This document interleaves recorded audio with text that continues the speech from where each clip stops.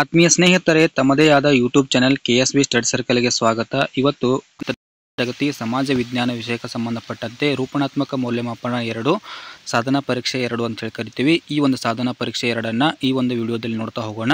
ಅದಕ್ಕೆ ಮುಂಚೆ ನೀವು ನಮ್ಮ ಚಾನಲ್ ಸಬ್ಸ್ಕ್ರೈಬ್ ಮಾಡಿಲ್ಲ ಅಂತಂದರೆ ದಯವಿಟ್ಟು ಸಬ್ಸ್ಕ್ರೈಬ್ ಮಾಡಿಕೊಳ್ಳಿ ಅಂತ ಹೇಳ್ತಾ ಈ ಒಂದು ವಿಡಿಯೋನ ಸ್ಟಾರ್ಟ್ ಮಾಡೋಣ. ಮುಖ್ಯ ಪ್ರಶ್ನೆ 1ರಲ್ಲಿ ಸರಿಯಾದ ಉತ್ತರವನ್ನು ಆಯ್ದು ಬರೀಬೇಕು. ಮೊದಲೇ ಪ್ರಶ್ನೆ ಏನಂತಂದ್ರೆ, ವೇದಗಳಿಗೆ ಹಿಂದಿರುಗಿ ಎಂದು ಘೋಷಿಸಿದವರು. ಸೊ ಇಲ್ಲಿ ಉತ್ತರ ಯಾರಪ್ಪ ಅಂತಂದ್ರೆ ಸ್ವಾಮಿ ದಯಾನಂದ ಸರಸ್ವತಿ ಅವರು ಈ ರೀತಿ ಏನು ಮಾಡ್ತಾರೆ ಅಂತಂದ್ರೆ, ಇಲ್ಲಿ ವೇದಗಳಿಗೆ ಹಿಂದಿರುಗಿ ಅಂತಕ್ಕಂಥ ಒಂದು ಘೋಷಣೆ ಏನು ಮಾಡ್ತಾರೆ ಅಂತೇಳಿ ನೋಡ್ತೀವಿ. ನೆಕ್ಸ್ಟು 2ನೇ ಪ್ರಶ್ನೆ ಏನಂತಂದ್ರೆ, ಗಂಗಾ ನದಿ ಮುಖಜ ಭೂಮಿಯಲ್ಲಿ ಮ್ಯಾಂಗ್ರೋವ್ ಅರಣ್ಯಗಳನ್ನು ಸುಂದರ್ಬನ್ ಎಂದು ಕರೆಯುತ್ತಾರೆ ಏಕೆಂದರೆ ಅಂತಕ್ಕಂಥ ಒಂದು ಬಹುಆಯ್ಕೆ ಪ್ರಶ್ನೆ ಇದೆ. ಸೊ ಏಕೆ ಕರೀತಾರೆ ತಂದಾಗ, ಸೊ ಅಲ್ಲಿ ಸುಂದರಿ ಅಂತಕ್ಕಂಥ ಮರಗಳು ಹೆಚ್ಚಾಗಿ ಕಂಡು ಬರ್ತಾವ, ಆ ಕಾರಣಕ್ಕಾಗಿ ಸೊ ಈ ರೀತಿಯಾಗಿ ಕರಿತೀವಿ. ಇನ್ನು ಮುಖ್ಯ ಪ್ರಶ್ನೆ 2ರಲ್ಲಿ ಕೆಳಗಿನ ಪ್ರಶ್ನೆಗಳಿಗೆ ಒಂದೊಂದು ವಾಕ್ಯದಲ್ಲಿ ಉತ್ತರವನ್ನು ಬರೀಬೇಕು. ಸೊ 3ನೇ ಪ್ರಶ್ನೆ ಏನಂತಂದ್ರೆ, ನದಿ ಮುಖಜ ಭೂಮಿಗಳಲ್ಲಿ ಕಂಡುಬರುವ ಅರಣ್ಯಗಳ ವಿಧ ಯಾವುದು ಅಂತೇಳಿ ಒಂದು ಪ್ರಶ್ನೆ ಇದೆ. ಸೊ ಅರಣ್ಯದ ವಿಧಗಳು ಯಾವಪ್ಪ ಅಂತಂದ್ರೆ ಮ್ಯಾಂಗ್ರೋವ್ ಅರಣ್ಯಗಳಂತಕ್ಕಂಥದ್ದು ಸೊ ನದಿ ಮುಖಜ ಭೂಮಿಗಳಲ್ಲಿ ಹೆಚ್ಚಾಗಿ ಕಂಡು ಬರ್ತಾವೆ. 4ನೇ ಪ್ರಶ್ನೆ ಏನಂತಂದ್ರೆ, ಮಣ್ಣಿನ ಸವೆತ ಎಂದರೇನು ಅಂತೇಳಿ ಒಂದು ಪ್ರಶ್ನೆ ಇದೆ. ಸೊ ಈ ಪ್ರಶ್ನೆಗೆ ಉತ್ತರವನ್ನು ನೋಡ್ತಾಯಿದ್ರೆ, ಭೂ ಮೇಲಿನ ಫಲವತ್ತಾದ ಮಣ್ಣು ಸ್ಥಳಾಂತರವಾಗುವುದನ್ನೇ ಏನಂತೇಳಿ ಕರಿತೀವಿ ಅಂತಂದ್ರೆ ಮಣ್ಣಿನ ಸವೆತ ಅಥವಾ ಭೂ ಸವೆತ ಅಂತೇಳಿ ಏನು ಮಾಡ್ತೀವಿ ಅಂತಂದ್ರೆ ಇಲ್ಲಿ ಕರಿತೀವಿ. ನೆಕ್ಸ್ಟು ಮುಖ್ಯ ಪ್ರಶ್ನೆ 3ರಲ್ಲಿ 2ರಿಂದ 4 ವಾಕ್ಯಗಳಲ್ಲಿ ಉತ್ತರ ಬರೀಬೇಕು.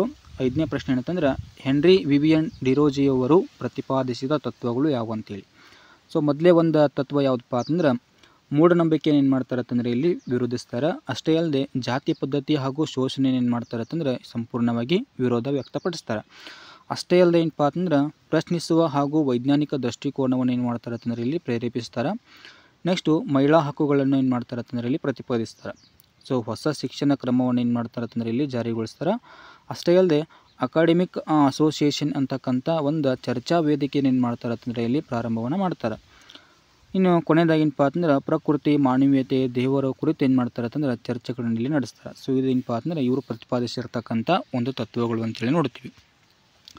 6ನೇ ಪ್ರಶ್ನೆ ಏನಪ್ಪ ಅಂತಂದ್ರೆ, ನಿರುದ್ಯೋಗವು ಅತ್ಯಂತ ಗಂಭೀರ ಸಾಮಾಜಿಕ ಸಮಸ್ಯೆಯಾಗಿದೆ ಹೇಗೆ ಅಂತೇಳಿ ಒಂದು ಪ್ರಶ್ನೆ ಇದೆ.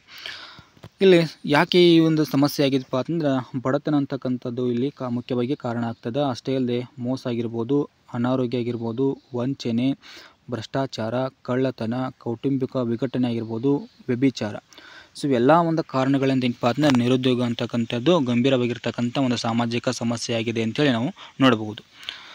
ಇನ್ನು ಈ ಪ್ರಶ್ನೆಗೆ ಅಥವಾ ಪ್ರಶ್ನೆ ಇತ್ತು, ಅದು ಏನಂತಂದ್ರೆ ಅಸಂಘಟಿತ ಕೆಲಸಗಾರರ ಸ್ಥಿತಿಗಳು ಉತ್ತಮವಾಗಿಲ್ಲ ಸ್ಪಷ್ಟೀಕರಿಸಿ ಅಂತೇಳಿ ಒಂದು ಪ್ರಶ್ನೆ. ಸೊ ಯಾಕೆ ಅವರ ಒಂದು ಸ್ಥಿತಿಗಳು ಉತ್ತಮವಾಗಿಲ್ಲ ಅಂತಕ್ಕಂಥ ಒಂದು ಪ್ರಶ್ನೆಗೆ ಹಲವಾರು ಕಾರಣಗಳನ್ನು ನೋಡ್ಬೋದು. ಇಲ್ಲಿ ನೋಡೋದಾದ್ರೆ ನಿಗದಿತವಾಗಿರ್ತಕ್ಕಂಥ ಕಾನೂನು ಇಲ್ಲ, ಆಮೇಲೆ ಕಾಯ್ದೆಗಳನ್ನು ಕೂಡ ಇಲ್ಲಿ ಪಾಲಿಸಲಾಗುವುದಿಲ್ಲ. ಆ ಕಾರಣಕ್ಕಾಗಿ ಇವರ ಒಂದು ಸ್ಥಿತಿಗಳು ಉತ್ತಮವಾಗಿಲ್ಲ ಅಂತ ನೋಡ್ತೀವಿ. ಇನ್ನು ನಿಗದಿತ ವೇತನ ಅಂತಕ್ಕಂಥದ್ದಿಲ್ಲ, ಆಮೇಲೆ ವಿರಾಮ ವೇತನ ಇಲ್ಲ, ವೈದ್ಯಕೀಯ ಸೌಲಭ್ಯಗಳು ಸಿಗುವುದಿಲ್ಲ, ನಿವೃತ್ತಿ ವೇತನಗಳು ಕೂಡ ಇಲ್ಲ. ಸೊ ಈ ಒಂದು ಕಾರಣಗಳಿಂದ ಈ ರೀತಿಯಾಗಿ ನೋಡ್ಬೋದು. ಇನ್ನು ವಿಶೇಷ ಪರಿಣಿತಿ ಅಂತಕ್ಕಂಥದ್ದು ಇಲ್ಲ, ತರಬೇತಿ ಕೂಡ ಹೊಂದಿರುವುದಿಲ್ಲ. ಯಾರಂತಂದ್ರೆ ಅಸಂಘಟಿತ ಕೆಲಸಗಾರರು ಅಂತೇಳಿ ನೋಡ್ತೀವಿ.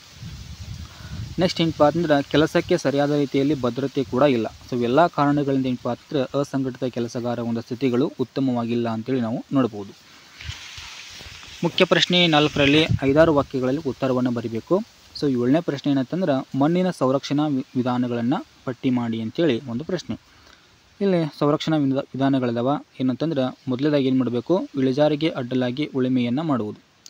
ಇನ್ನು ಅಡ್ಡ ಬದುಗಳನ್ನು ಕೂಡ ಇಲ್ಲಿ ನಿರ್ಮಿಸುವುದು. ಹಂತ ಹಂತವಾಗಿ ಏನು ಮಾಡೋದು ಅಂತಂದ್ರೆ ವ್ಯವಸಾಯ ಕ್ಷೇತ್ರಗಳನ್ನು ನಿರ್ಮಾಣ ಮಾಡ್ತಕ್ಕಂಥದ್ದು.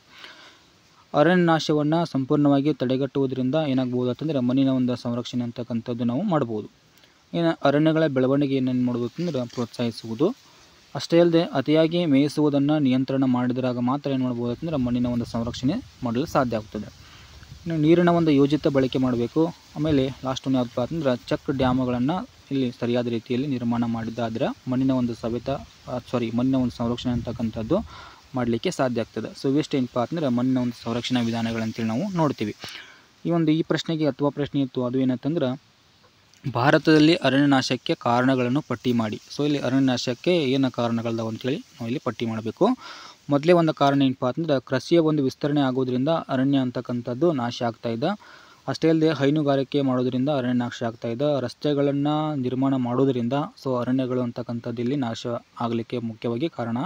ಇನ್ನು ರೈಲ್ವೆ ಮಾರ್ಗ ಆಗಿರ್ಬೋದು, ಸೊ ನೀರಾವರಿ ಯೋಜನೆಗಳನ್ನು ಇಲ್ಲಿ ಮಾಡೋದ್ರಿಂದ ಸೊ ಅರಣ್ಯ ನಾಶ ಆಗ್ತಾಯಿದೆ.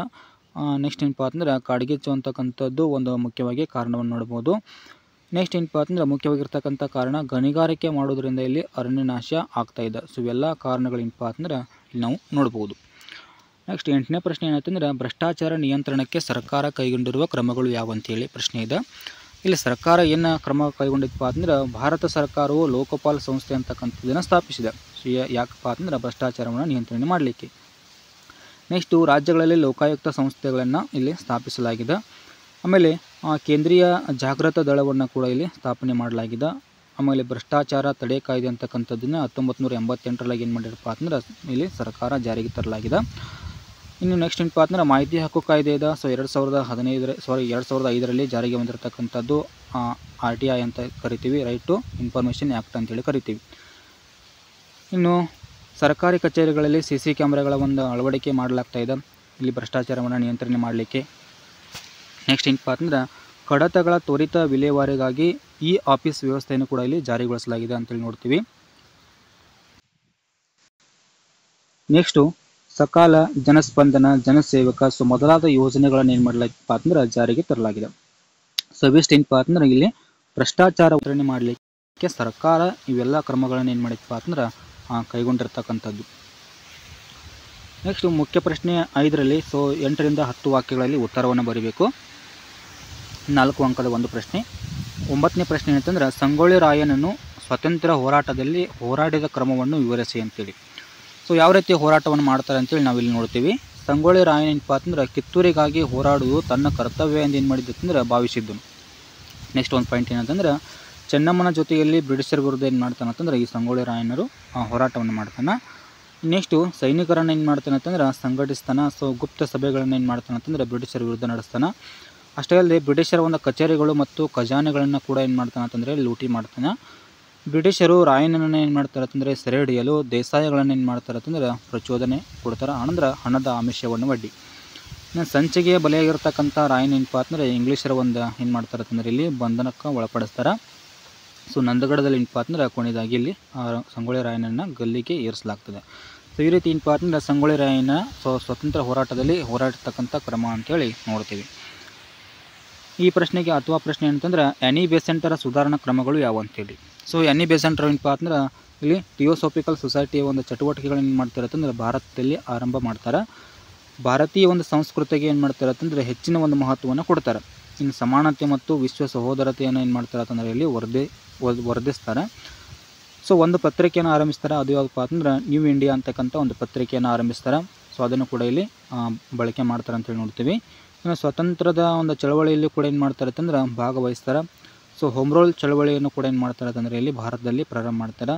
ಇನ್ನು ಭಾರತೀಯ ರಾಷ್ಟ್ರೀಯ ಕಾಂಗ್ರೆಸ್ನ ಸೊ ಮೊದಲ ಅಧ್ಯಕ್ಷೆಯಾಗಿ ಕೂಡ ಏನು ಮಾಡ್ತಾರೆ ಅಂತಂದರೆ ಇಲ್ಲಿ ಮಹಿಳಾ ಅಧ್ಯಕ್ಷೆಯಾಗಿ ಏನು ಮಾಡ್ತಾರೆ ಅಂತಂದ್ರೆ ಇಲ್ಲಿ ಕಾರ್ಯನಿರ್ವಹಿಸ್ತಾರೆ ಅಂತೇಳಿ ನೋಡ್ತೀವಿ. ಸೊ ಇದಿಷ್ಟು ಏನಪ್ಪ ಅಂತಂದರೆ ಆ್ಯನಿ ಬೆಸೆಂಟರ್ ಅವರ ಒಂದು ಸುಧಾರಣಾ ಕ್ರಮಗಳು ಅಂತೇಳಿ ನೋಡ್ತೀವಿ. ಇನ್ನು ಮುಖ್ಯ ಪ್ರಶ್ನೆ 6ರಲ್ಲಿ ನೋಡೋದಾದ್ರೆ ಸೊ 10ನೇ ಪ್ರಶ್ನೆ ಭಾರತ ನಕ್ಷೆ ಬರೆದು ಇವುಗಳನ್ನು ಗುರುತಿಸಬೇಕು. ಸೊ ಅವುಗಳು ಯಾವಪ್ಪ ಅಂತಂದ್ರೆ ಮೊದಲೇದು ಕೃಷ್ಣಾ ಮೇಲ್ದಂಡ ಯೋಜನೆ ಅಂತಕ್ಕಂಥದ್ದಿದೆ, ಆಮೇಲೆ ಕೋಶಿ ನದಿ ಅಂತಕ್ಕಂಥದ್ದಿದೆ. ಸೊ ಎರಡೂ ಕೂಡ ಇಲ್ಲಿ ನಾನು ಸರಿಯಾದ ರೀತಿಯಲ್ಲಿ ಮ್ಯಾಪ್ನಲ್ಲಿ ಕೊಟ್ಟಿದ್ದೇನೆ, ನೋಡ್ಬೋದು ನೀವು. ಸೊ ಇದು ಕೋಶಿ ನದಿ, ಸೊ ಈ ಒಂದು ಭಾಗದಲ್ಲಿ ಕಂಡು ಬರ್ತದೆ. ನೆಕ್ಸ್ಟ್ ಯಾವುದಪ್ಪ ಅಂತಂದ್ರೆ ಕೃಷ್ಣಾ ಮೇಲ್ದಂಡೆ ಯೋಜನೆ ಅಂತಕ್ಕಂಥದ್ದಿದೆ. ಸೊ ಇಲ್ಲಿ ಸರಿಯಾದ ರೀತಿಯಲ್ಲಿ ನೋಡಿ, ಸೊ ಈ ಒಂದು ಭಾಗದಲ್ಲಿ ಕೃಷ್ಣಾ ಮೇಲ್ದಂಡೆ ಯೋಜನೆ ಅಂತಕ್ಕಂಥದ್ದು ಕಂಡು ಬರ್ತದೆ. ಸೊ ಇದಿಷ್ಟೇನಪ್ಪ ಅಂತಂದ್ರೆ 10ನೇ ತರಗತಿ ಸಮಾಜ ವಿಜ್ಞಾನ ವಿಷಯಕ್ಕೆ ಸಂಬಂಧಪಟ್ಟಂತೆ FA2 ಪರೀಕ್ಷೆ ಒಂದು ಪ್ರಶ್ನೆ ಪತ್ರಿಕೆ ಉತ್ತರ ಸಹಿತ ನೋಡಿದ್ದಾಯಿತು. ಇನ್ನು ಈ ಒಂದು ವಿಡಿಯೋನ ಆದಷ್ಟು ನಿಮ್ಮ ಸ್ನೇಹಿತರಿಗೆ ಶೇರ್ ಮಾಡಿ ಅಂತ ಹೇಳ್ತಾ ಈ ಒಂದು ವಿಡಿಯೋನ ಇಲ್ಲಿಗೆ ಮುಗಿಸ್ತಾ ಇದ್ದೀನಿ. Thank you.